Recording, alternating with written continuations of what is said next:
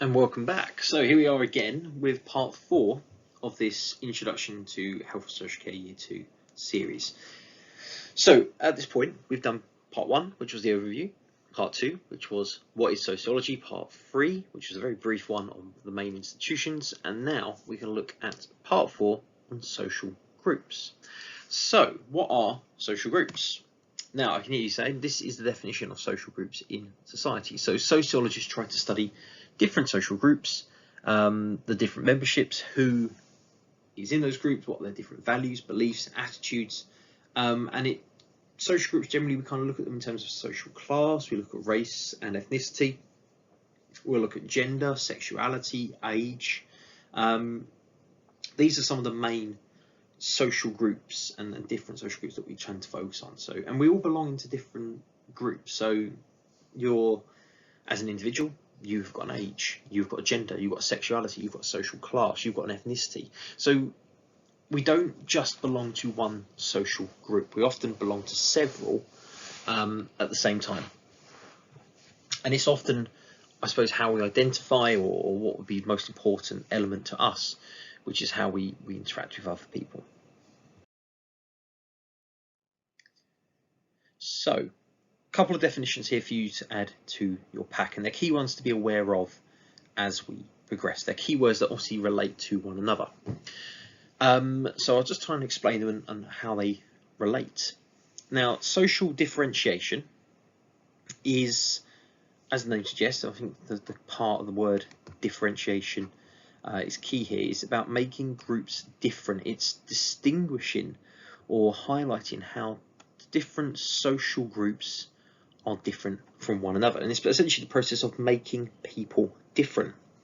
So you might divide a group of people based on their social class, or you base them on gender or ethnicity or age, and basically social differentiation is dividing a group up, breaking a group down into different smaller groups based on whatever dividing factor you might use.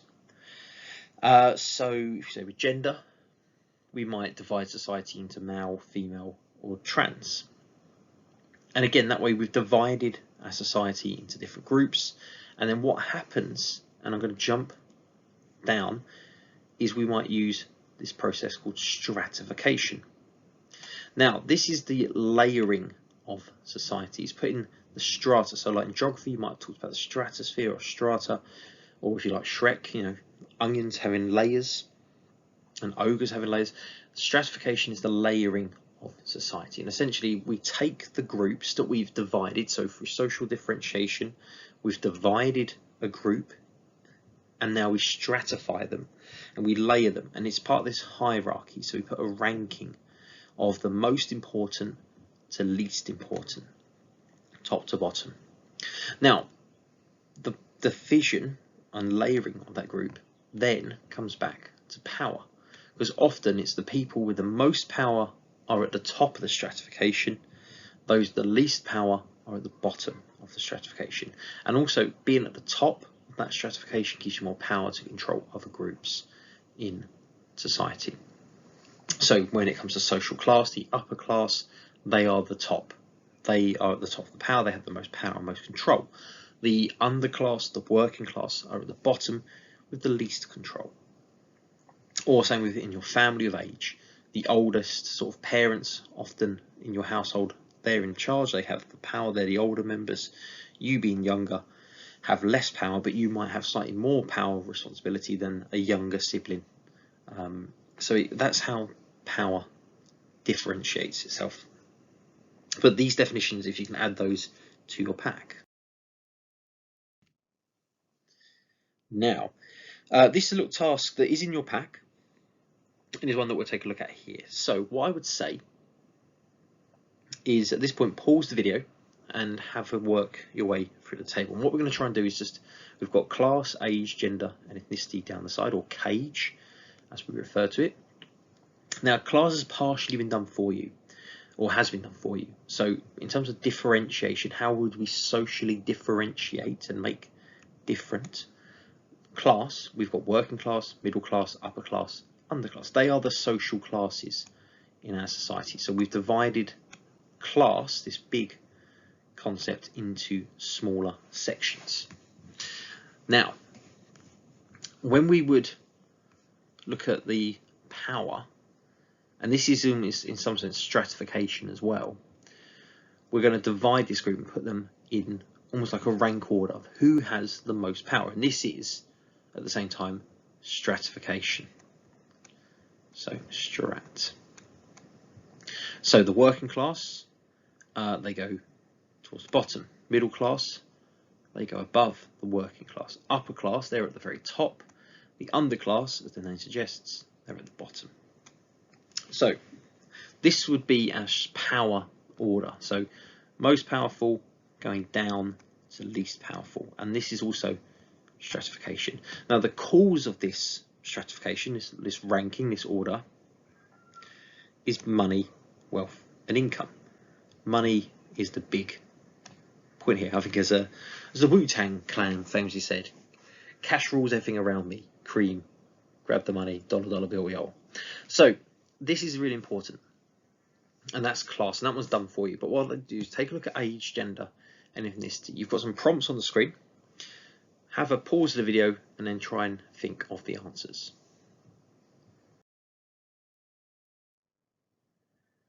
Okay, and we're back. So the answers here for this table filled in. Obviously, the first table was already done for us, so we can ignore this class one, even though it's again not quite filled in and has some different definitions. But let's have a look at age. Now, age, we think about our life cycle. You know, if we go from infancy, childhood, adolescence, early adulthood, middle adulthood, there are age rankings. Now, if we were to put them in order of power and stratify them, we know infancy, childhood, probably towards the bottom. Younger people have less power. Now, it differs a little bit here, because when we look at who's at the top of the pile, we've got middle adulthood, we've got early adulthood, we've got adolescence. They're at the top. Later adulthood are at the bottom, just above children. So it's a bit of different. Now, the reason for this could be linked to ability to work, it could be linked to age and experience, and is also linked to cold hard cash. So obviously those at the top, such as middle adulthood, early adulthood, adolescence, they are kind of at the peak of their earning power, or are going to enter the world of work and have more earning potential. Later adulthood comes below them, because they often, this was retired, they are no longer earning, their earning potential has reduced, but they are above children who are not earning and will not be earning for some time. So again, it's just almost this division of power. Now, when it comes to gender, we've got male, female, trans, others, like I mentioned. Again, I've kind of left it as others on the basis that gender and sexuality, they're so fluid and diverse that the list would be quite substantial. So I've just kind of tried to narrow it down a little bit, which I know isn't ideal, but for the purposes of illustrating these definitions, hopefully you'll forgive me. So, in terms of gender, I've put male at the top, female at the top, middle, trans above them. And I think this is important because, again, there are inequalities to do with paid work, there's unpaid work in the families, but there is also this big key word. I'm going to try to write with this, so it's patriarchy. So patriarch.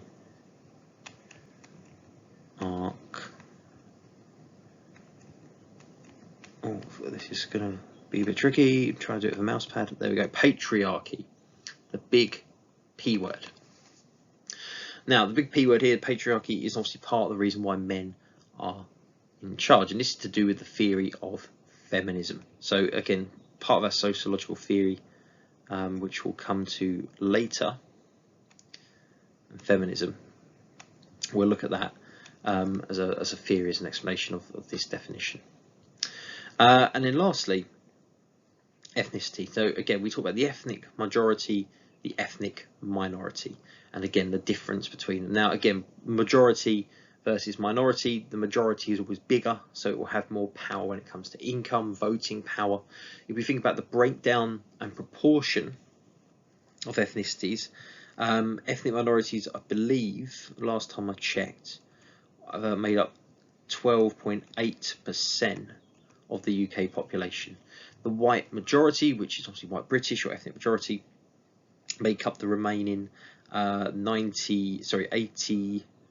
Got to do my maths now. 87.2%. So that kind of explains why the difference is there in terms of voting power and stuff. But it is also linked to income, wealth. I say money is always a really big indicator and important when it comes to power.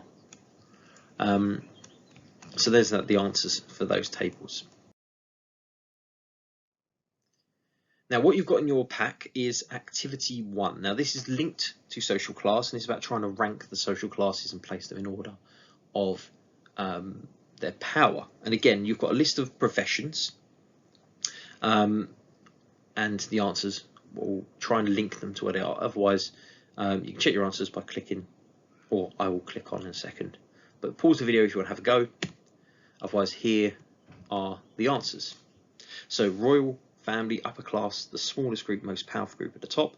You've got middle class, white collar workers, which is often linked to the colour of shirts. So in the 1900s, when these classings came around, middle class workers often worked in offices and they would wear white collared shirts.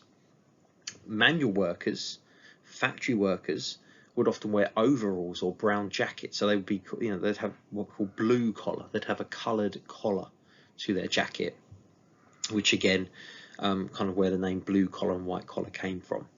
And then lastly, very bottom, you've got the underclass, homeless. Now, students, you guys fit into this underclass category. Now, it's a bit weird. I think more it's to do with the idea that at the moment, you guys currently are not, or may not be, contributing financially to society. So your education is being paid for, and you don't pay tax, or you shouldn't be paying tax on your income. So you're taking from society and not contributing anything. But you guys will move up the social class rankings very quickly, and you will move up that ranking higher.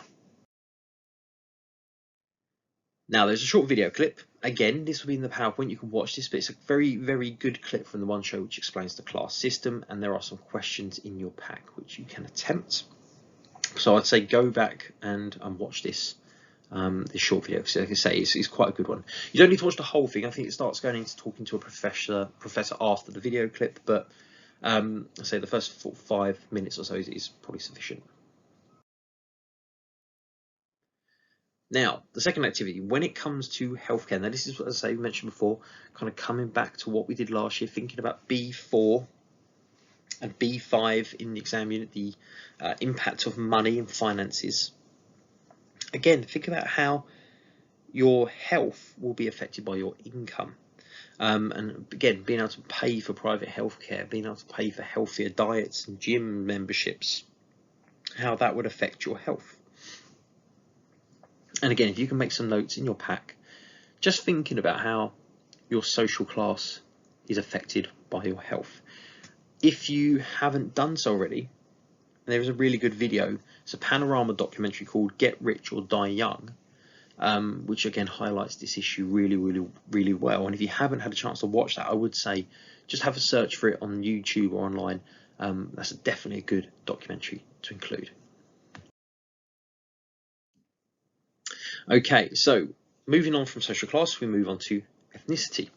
Now, ethnicity is this is a very broad area, because we've got race, ethnicity, national origin, religious belief. There's quite a range in here. Now, what I would say is obviously have a read of the textbook, because it does cover this in some very minimal detail. But so we've kind of added to our pack here, but there are some key materials to consider. So first of all, when it comes to patterns of ethnicity, there is a key trend of material deprivation, or what we call lacking money or capital. Capital is another name of skills, knowledge. Money can come onto its resources, but this material deprivation is a main issue. So a lot of the health issues and a lot of the sort of factors that relate to ethnicity do overlap with social class. Often ethnic minority groups tend, not all, but ethnic minority groups do sometimes tend to be in lower social classes, which often means that they have the same health issues as working class and lower. So I'd say obviously economic capital, economic factors are really important here. And we will look at a couple of these examples. So the first example is Parma. Now Parma comes from sociology, and Parma found that when looking at children from ethnic minority groups, what she found was that most were likely to suffer material deprivation, lack of money. So almost half of all ethnic minority children were in low-income households compared to a quarter of white, so much higher proportion. Ethnic minorities were twice as likely to be unemployed compared to white groups. Ethnic minority households were around to be 3 times as likely to be homeless. So obviously more likely to experience periods of homelessness, and around half of all Bangladeshi and Pakistani workers earned under £7 an hour compared to only a quarter of white British. So there's this disproportional amount of ethnic minority groups who are in lower income professions or experiencing material deprivation. And again, thinking about issues to do with health, this is where this would come in. So, of ability to afford nice housing and avoid cold and damp, so housing conditions, buying resources, impacts on education. This would be the way that we could consider ethnic minorities. So this would be something to fill in your pack in the gap fill. Now we've also got Rex. Now Rex is a really good study because he looked at poor housing. Now this is 1986, so this is nearly 40 years ago. But what I would say is, sorry,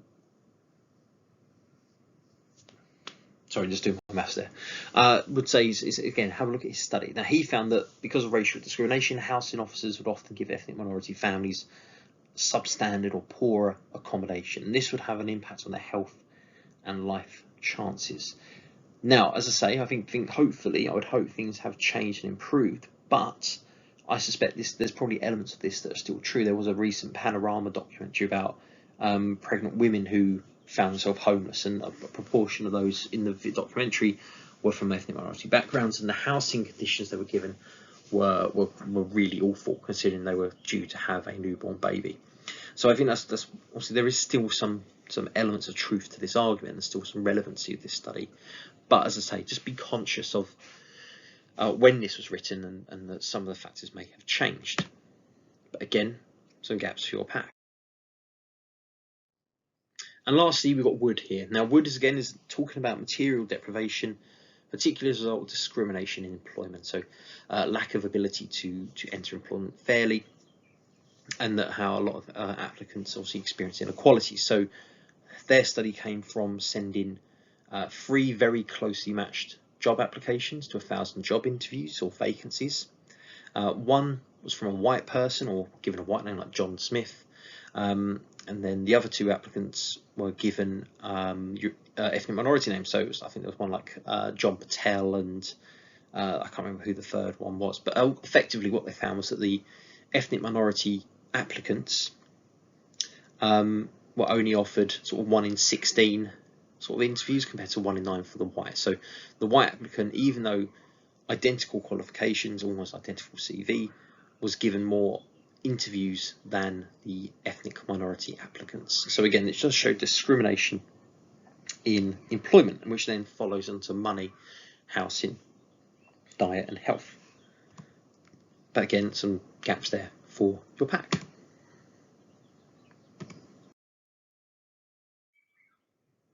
Okay, we then move into gender. Now, when it comes to gender, just to clarify, gender and sex are not the same thing, although they often do get used interchangeably by the media. So a person's sex is the fixed biological fact of nature. You are born male or female based on the genitals you're born with, and that's a fixed factual term. Now it can be changed. I'm not saying people can change sex and it can be reassigned, but often when we look at sex, we're kind of basing it on what you're born as. Gender is more fluid, it's more adaptable, changeable.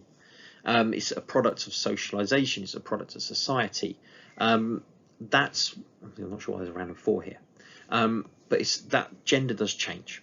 So gender's ever changing, and if you think about how masculinity was seen 20, 30, 40 years ago, it's very different to how it's seen today. So gender does change as society changes, but we also have this option that gender is more diverse, and we can pick genders from this kind of quite a range of gender identities. Now, just as a little bit of a throwback to physical development, and obviously all that discussion we had about biological differences between men and women, if you can identify and list a couple in your pack, so think about different biological features of men and women, and then also think about some different gender characteristics, some gender traits, some ways in which gender differs between men and women. There will be some advice in the textbook, but try and pop some answers into your pack.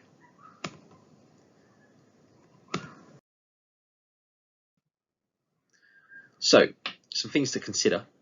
Think about the role of women. Has that changed? What's the role of women now compared to the role of women in the past? What's women's role in society? What's changed about men's role? And as a stretch and challenge, you can always take it, do a little bit of research and think about what's the difference between men and women and their use of healthcare services today. How do men and women use healthcare services differently? Now that question, this one here, is a really good one to think about, particularly for when we come to write P1. I would say definitely think about how men and women use healthcare differently. Now age, it's relatively straightforward. I'd say use the textbook to complete this section of the pack. So it's page 9 and 10 of the textbook. Age, as you imagine, is whether you're young or old, and quite straightforward. You will use healthcare differently, and you will have different health needs based on your age. So a toddler will have very different health needs and visit the GP for very different reasons than someone who's in later adulthood. So again, use your textbook and fill in your pack. Now location is really important. And it's one that we don't really focus on too much, but location and health is really key. So there is a health divide between the north and the south of the UK. So life expectancy in the south is higher than life expectancy in the north. Health issues like sort of cancers and morbidity rates, these differ in parts of the country. And as I said before, that documentary about Get Rich or Die Young is a really good example of this. There's also something we call the postcode lottery. So healthcare providers do not, healthcare is not universal in the sense that every part of the country will provide the same healthcare. So an example would be Colchester. So Colchester, until recently, sorry, my toddler's just appeared. And I'm back. So, sorry, as I was saying, so Colchester, for example, is a centre of this, used to offer IVF treatments. That was then removed, even though somewhere down the sort of A12 like Dagenham still offered them. However, recently the IVF treatments have been brought back in Colchester. So this is the idea of postcode lottery, that areas can change what treatments they will provide and what they'll pay for on a sort of fairly regular basis. And last but not least, religion. Now say, use page 10 of your textbook, use your knowledge from the exam unit, and again, just try and think about how religion can influence a person's health. Again, the last kind of key area of social sort of groups. And again, it's more about how religious beliefs will affect what treatment you may be willing to receive, or how your GP, your local setting, might treat patients from different religions. So for example, would they offer chaperones for people who maybe wear veils or coverings and don't want to reveal themselves for a male doctor, for example. So that's important to consider as well. There we are, sexual orientation, again using page 11. So as I say, at any point here, pause these videos, complete the task, but think about how sexual orientation will affect your use of healthcare. and what services you may need to try. Thinking about even coursework and the role of Patrick and HIV treatments. Okay.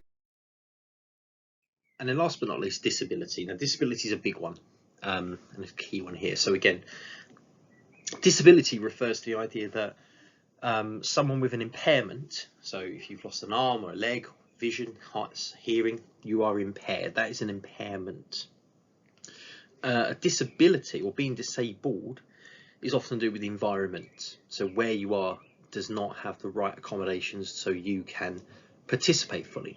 So often we would refer to these as impairments rather than disabilities, and it's often disabling environments which cause someone to be disabled. So again, you can pause the video and think about what facilities, what methods, what means are provided to accommodate someone with an impairment to allow them to participate or use a facility. So what is preventing them being disabled by the environment? And the key thinker here is Tom Shakespeare. Now, Tom Shakespeare is a sociologist who focuses on disability, and he says that it's in our view that it is society which disables physically impaired people. Disability is something imposed on top of our impairments by the way we are unnecessarily isolated and excluded from full participation in society. Disabled people are therefore an oppressed group in society. To understand this, is necessary to grasp the distinction between the physical impairment and the social situation called disability of people. As such, impairment. So again, what he talks about here, and as you can read through the rest of it, is that environments disable someone. It's someone with an impairment is not disabled. They're only disabled if they cannot take part in activities because of the lack of support to allow equal participation. So there's our last social group. So to conclude with disability, what I was trying to say there, essentially writers refer to locations as a disabling environment which causes someone to be disabled by not allowing or accommodating them and their impairments. So ultimately, again, have a think about what methods and facilities prevent someone from being disabled in an environment. So what adaptations and support is offered for people with various impairments, and you can think about any situation, any location, make a short list. Okay, there we go, guys. So that is part 4 wrapped up. So we've looked at social groups and their involvement in this section. And the last section, so part 5, which I'll produce in the coming weeks, that will help us, and that will set us up for writing P5. So that will be ready online in a couple of weeks. For now, take care. Thanks for watching, and speak to you soon.